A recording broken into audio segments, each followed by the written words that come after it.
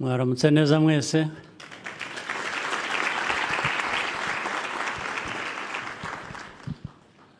Nabonye bakora hariya cyane mbona ko hari ibyapfuye mpitamo kuhihorera nkavugana namwe turi kumwe kurusha.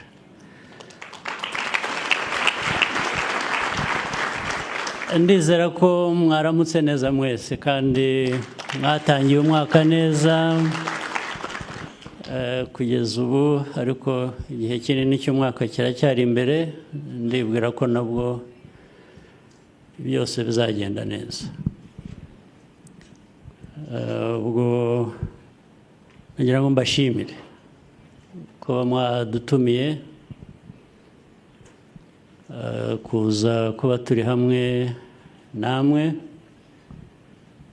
muri uyu mwanya wo gushima no gusangira ibitekerezo bitandukanye. Turabyishimiye kandi iteka turabyishimira. Nagira ngo mbafashe cyangwa mumfashe kwakira n'abashyitsi bavuye hirya no hino, nabo bari hano kwifatanya natwe.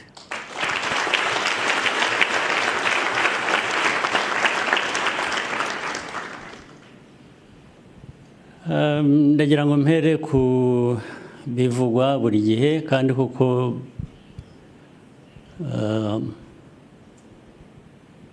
nk'abantu n'ibikorwa byacu n'inshingano dufite, hari byinshi bihora bigomba gusubirwamo buri munsi, buri gihe ntiturambirwe, kubera ko nk'abantu ntabwo ibintu bifata umurongo uko byifuzwa ako kanya ngo birangirire aho, ndetse niba birimo no gukora n'amakosa abantu barayakora, ugakosora, ejo ukagerageza ugakora ibindi, ndetse ukaza gusanga amakosa yongeye yabaye. Hari ijambo riduhurije hano rero, ijambo ndetse rijyanye no kuba turiho. Kuba turiho hari impamvu, hari n'aho duturuka, ahenshi hadasobanuka kuri buri wese ngo amenye ko abantu babaho bate, bavuye hehe, isi yaremwe ite cyangwa yabayeho ite, uko washaka kubyita uko ariko kose. Ibyo ni ibibazo bya buri munsi bihora bishaka ibisubizo, ariko igihe ibyo byose bitaratungana, abantu bo bariho, turiho, tugomba gukomeza kubaho, tukagira ibyo dukora. Niyo abantu baba batarasobanukirwa buri kintu cyose kijyanye n'impamvu abantu bariho, cyangwa se na buriya bushobozi tutumva neza cyane twese, rimwe na rimwe sinzi ko hari ubyumva neza, bwanatumye tubaho, ibyo bita kurema. Twaremwe dute, nande? Aho hagati haba ibitekerezo byinshi bivugwa ku muntu abishatse, ariko icyo tutahakana ni uko turiho, uko ibintu biriho. Ushaka inkomoko yabyo uko wayumva, ibyo birakomeza, abantu babana nabyo. Hagati yo kwemera rero no gushakisha ubundi buryo ubwo ari bwo bwose ku muntu uwo ari we wese, hari iki? Abenshi niho twisanga, binagaragazwa nuko ibyigishwa ndetse byavuzwe kandi byumvikana bizima, abantu duhora tuvuga ibyiza biriho dukwiriye kuba dukora, ndetse ari nabyo bivamo gushimira. Gushimira bivuze ngo warahawe. Icyo ushimira, urashimira ibyo wahawe. Ariko wowe utanga ryari? Urahabwa gusa bikarangirira aho. Nawe ugomba kugira icyo utanga, naho haba hari ikibazo. Uhawe ugashimira, ugahora ushimira ibyo uhawe, we ntugire icyo utanga. Ubwo niho abantu bakwiriye kuba bisuzuma.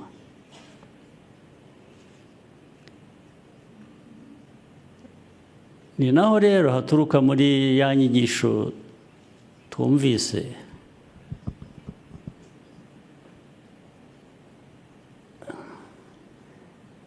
ni naho hagaragarira intege nke z'umuntu. Umuntu ku ruhande rumwe ugashimira kubera ko wabonye ufite ibyo wakiriye, ku rundi ntihagire ikikuvamo ngo kigere ku bandi. Byagenze bite? Niho rero ingufu nke z'abantu zikomeza kugaragarira, ni nazo ziganisha mu byo twahoze twumva. Dushakira cya kintu gihuza, rwa rutindo ruhuza, kumenya, guhabwa,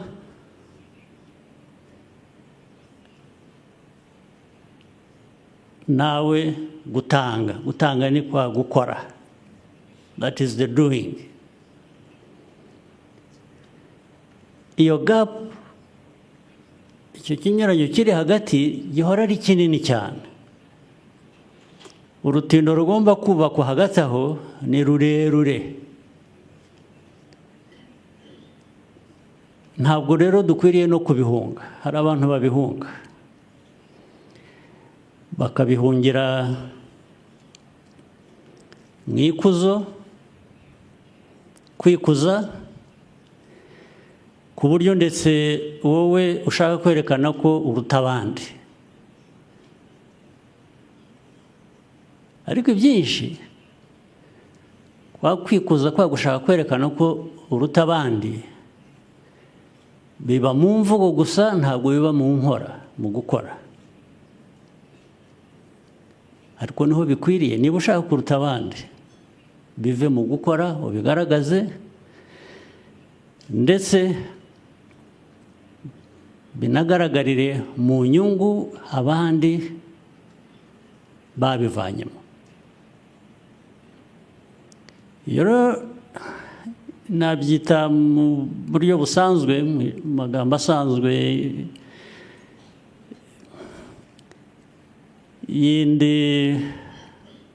izindi nshingano abantu bamwe bafite, ni urugamba. Ni nko guhara ku rugamba.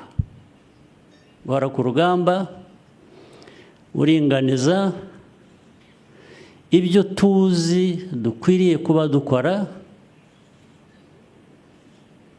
bwa bumenyi bubiduha,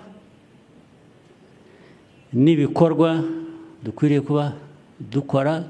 Kandi ibyo ntushobora kubihisha, ntushobora kubeshya abantu uti jyewe ibintu byose nzi mbishyira mu bikorwa. Oya, ibikorwa kuba bihari cyangwa bidahari bizakugaragaza. Ntushobora kubeshya.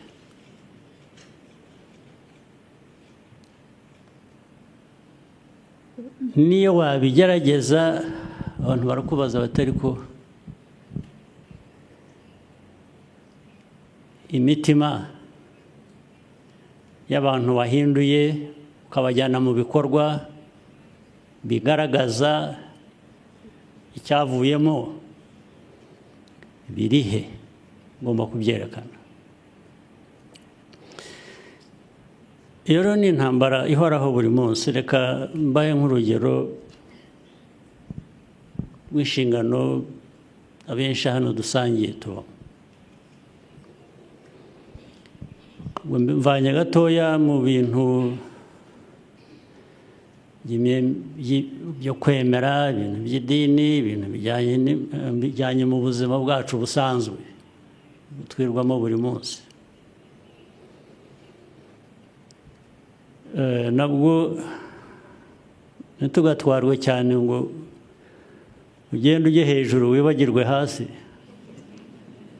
Ugomba kwibuka ukuri k'ubuzima ni hasi, ni hano ku isi niho turi. Ibindi byo mu kirere binakomeye cyane kubyumva neza, ibyo ni byiza, duhora dushakisha uko twabana nabyo, byatuyobora, byagira bite, ariko tujye twibuka ngo aho duhagaze niho habanza. Tuvuge nko mu nama ya leta, hari inzego nyinshi zitandukanye dukoreramo, z'ubuyobozi bw'igihugu, za politiki, iki bavuze amatora twanyuzemo, nayo mbashimira, nayo mwarayasengeye, ndetse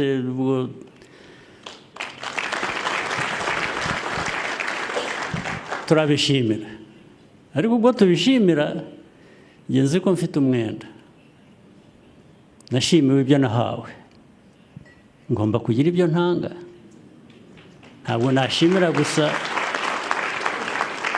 ntabwo nahabwa gusa ngo nishime, ariko abantu bategereze ku kizamvamo kijyanye n'icyo nahawe ngo kibure.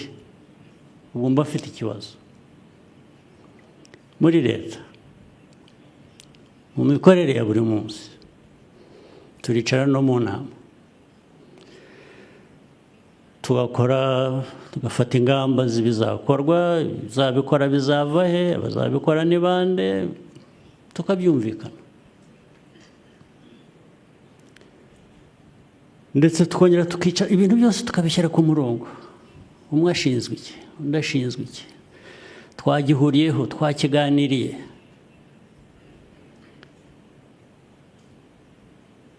Tukavuga ngo tuvuye aha tugiye gushyira ibintu mu bikorwa.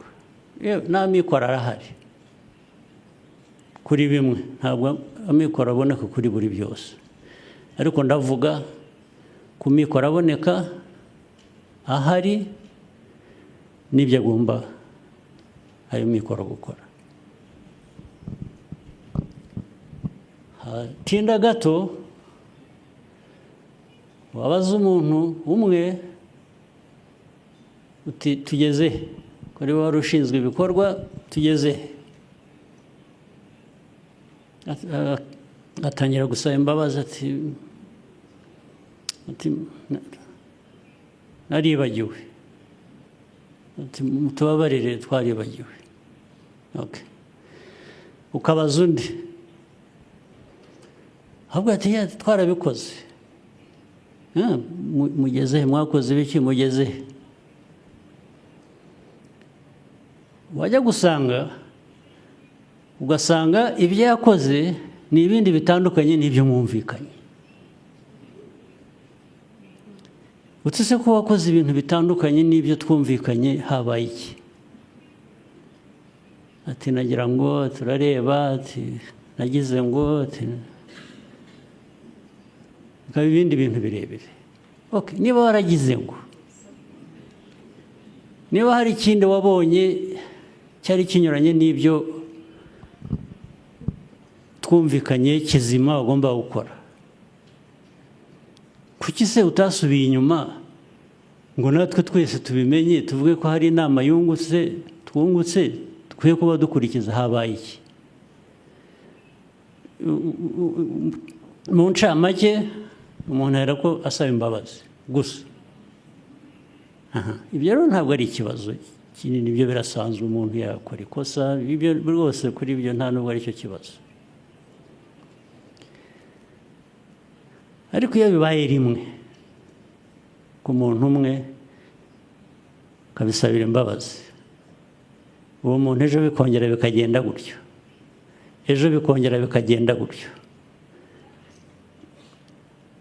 ntabwo biba bikiri ya makosa akorwa gusa kubera ko uri umuntu, kuko abantu bakora amakosa,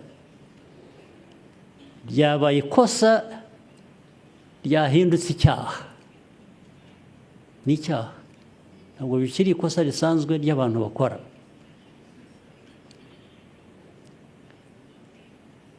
Ibyo rero bigahoraho, ukwezi kugashira, kugashira, ibiri gashira, ari abantu basubiramo batyo buri munsi. Hari ubwo rero bigeraho noneho kwibaza ariko se amaherezo azaba ayahe, ku buryo bworoshye kandi abantu benshi bakunze kunyuramo, babiragiza ubushobozi bundi buturenze, ubwo babihunze, babiragiza, tukajya kubisengera, tukajya buriya ni ukubihunga,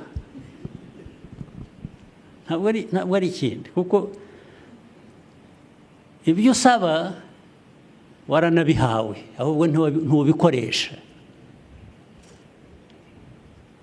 Bigaragarira, there will be results or no results. Nta rundi rubanza. Naho n'ujya gusaba, niyo wajya usaba abagatolika, niyo basoma n'iki, amashapure, niyo wasoma amashapure 40, nta kizavamo, kubera ko ibyo uriho usaba urabifite, warabihawe, ahubwo ntubikoresha. Ahubwo ni uko abo tunasenga cyangwa ibyo bwa bushobozi tutavugana nabwo ngo gutyo. Hari abavuga ko bavugana nabwo, ariko ngenzi ko bikigoranye, biragoranye. Ariko niba twavuganaga n'ubwo bushobozi ku buryo bworoshye gutyo, rwose buba butubwira batari urashaka iki, wansabye iki ndakiguha, ahubwo wagombaga kugikoresha kugira ngo ugere kuri iki, ntabyo wakoze, ubu urasaba iki, keretse niba unsaba ngo abe ari cyo ukigukorera. Nabyo rero ubu ni ikindi kibazo tugomba kwibaza rero, twebwe nk'abantu mu byo dushinzwe, mu bushobozi butandukanye dufite, ariko bufite aho bugarukira, ugomba gusubira inyuma, utari kumbikoresha iki. Ba bandi bavugaga who have arrived where there is no such arrival, kuko niyo mpamvu niyo waba wageze aho ashakaga, hari ahandi hagusaba kugera. Igihe uriho biragusaba guhora ubona aho ugomba kugera, ushaka kugira ngo uhagere. Nanone reka mbigarure mu buzima bwacu busanzwe nk'abantu. Inzego za leta reka mbe nzishyize uruhande, ariko hari n'ubuzima busanzwe bw'abantu, bw'imibanire, bw'imico, bw'imikorere, bw'ibiki. Murabizi hano, ndetse kenshi nidufata umwanya nk'uyu ujye tuviramo gushaka kugira ngo tubitware hanze hariya.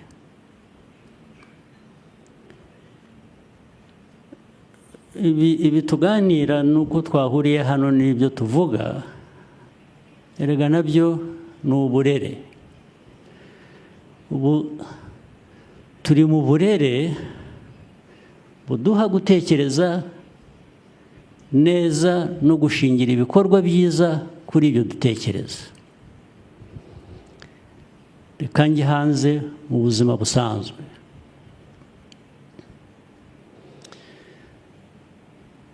Mbona raporo hafi buri gitondo cyangwa se mu cyumweru mba mbonye nyinshi zimbwira ko abantu bifashe hirya no hino, ese mu gihugu abantu bafite barihaza bakigaburira, bafite ibyo kurya, twarejeje, cyangwa abantu barashonje, cyangwa izindi zikaza zimbwira ziva mu bapolisi zimbwira haraye habaye za agisida 20 n'izi ngizi kuva hariya muri bo 50% zabaye kubera ko bari basinze. Abantu baraye bicanye, hari abantu bapfuye bazi indwara, undi yazi iki, undi mugore yaratemwe n'umugabo we, rimwe na rimwe biba the other way around, ariko nibyo bikeya kurusha.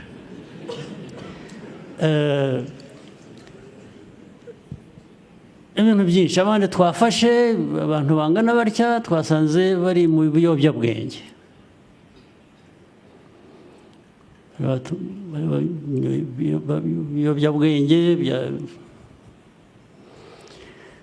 imiryango yahungabanye,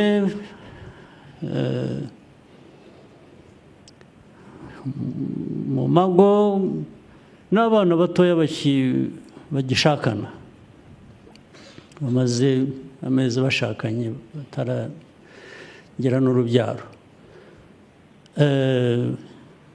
Hari imanza zingana zitya baraye batandukanye, ntibumvikana, bararwana cyangwa baragira batya, ibintu byinshi. Dushatse rero kugira ngo twuzuze inshingano zacu, hari abatuyobora mu bintu by'amadini, inyigisho zishingira kuri ibyo ngibyo, dukwiriye kwibuka kubikoresha uko bishobotse kugira ngo tugabanye ibihungabanya umuryango nyarwanda. Kubikoresha uburyo ubwo ari bwo bwose. Iyo ubona umubare wa abana bashakanye ejo bundi b'imyaka 20, umwe n'9 undi n'5 bashakanye, n'uwa 30 abakiri muto, ibyo bashakaniye ntabwo ari intambara, ntabwo ari ukurwana hagati yabo ya buri munsi. Bashakanye bagira umuryango utuze, amahoro, ndetse umere neza, ugenda ukura. Ntabwo ari ukwirirwa abandi rero abana batoya ku mihanda. Njya mbibona, nkurikira ibintu no kuri social media, no ku intambara zirirwa zirihuza abana bato bambara ubusa bakajya ku muhanda, bakambara ubusa,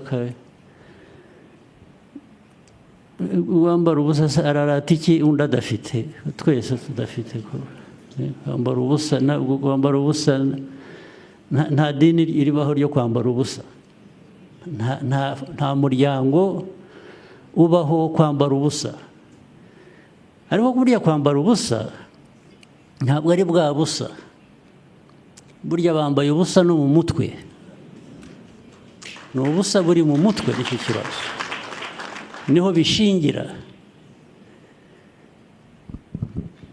Mbwira rero ukuntu wakwemerera umuryango nyarwanda kubaho gutyo, ukibwira ko nubwo twicaye hano twebwe nk'abayobozi mu nzego zitandukanye, inshingano tuzaba twuzuza ni izihe? Ni izihe? Tuzibaze ni izihe? Ni izambika ubusa abanyarwanda uko abana tubarera, ariko ari abana, ari abakuru, ari iki, nuko turerwa, uko turera.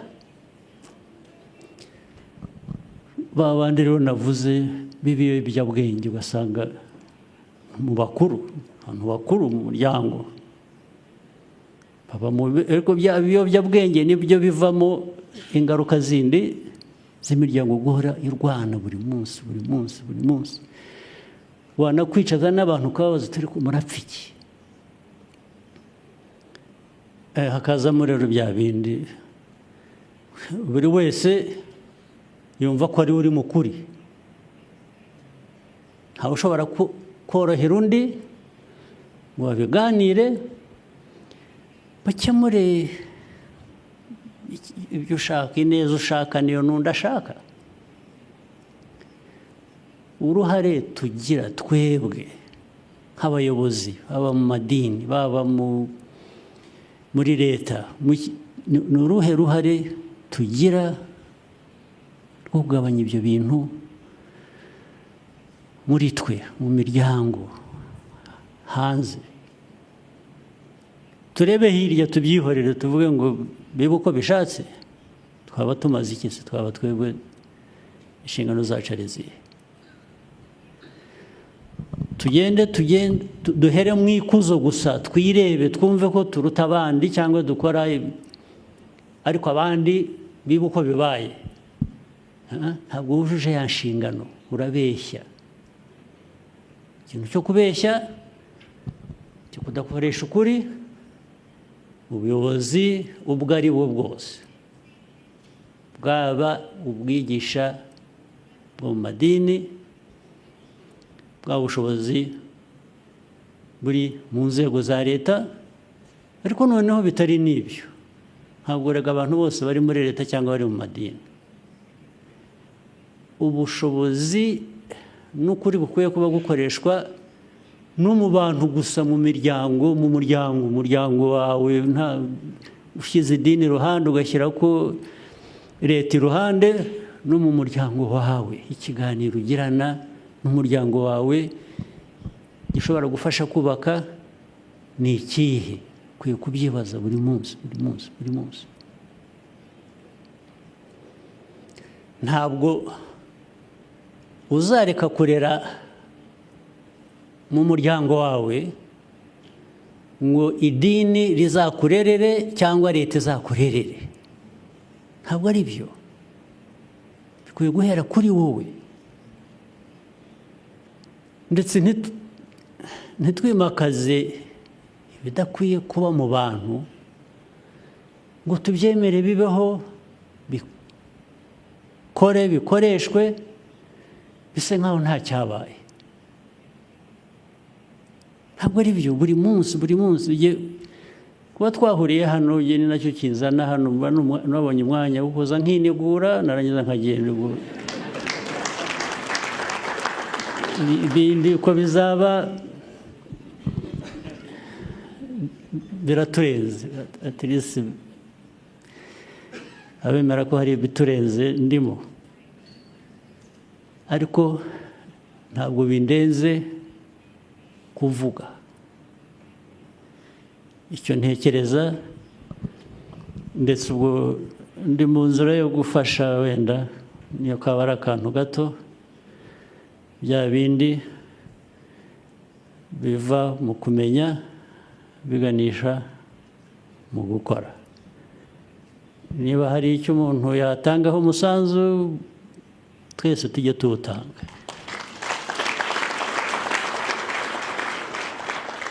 Ariko ndabasabye, ibintu nababwiye mbona ntabwo nabishyize mu ukuri kwabyo kose, uko bingana ni byinshi.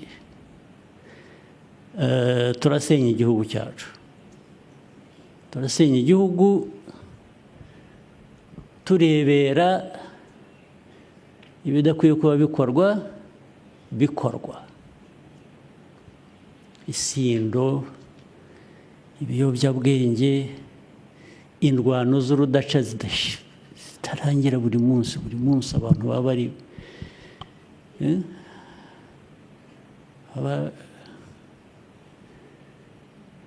bashikurana. Nitubibona, nababwiye ko mbibona muri raporo mpabwa, ikintu cya mbere kinza mu mutwe ndabaza, ariko tugomba kuba dufite ibibazo mu buyobozi bwa leta ndetse n'ubw'abandi ntavuze, bigomba kuba bihari. Ngo hari ikibazo, tugisuzume rero, ntitukajye hanze gusa ngo tunyure hejuru y'ibintu, tuvuge neza, ndetse tube ibitangaza. Kuba igitangaza ni byiza, ariko kuba igitangaza ubigirwa n'abo wafashije nabo kuba baba igitangaza. Niba ntabo wafashije, ntukwiriye kumera neza ngo ube bihagije. Ukwiye kumera neza ubishingira ku bandi watumye bamera neza. Reka ndangiriza aho, murakoze, muhorane imigisha y'Imana.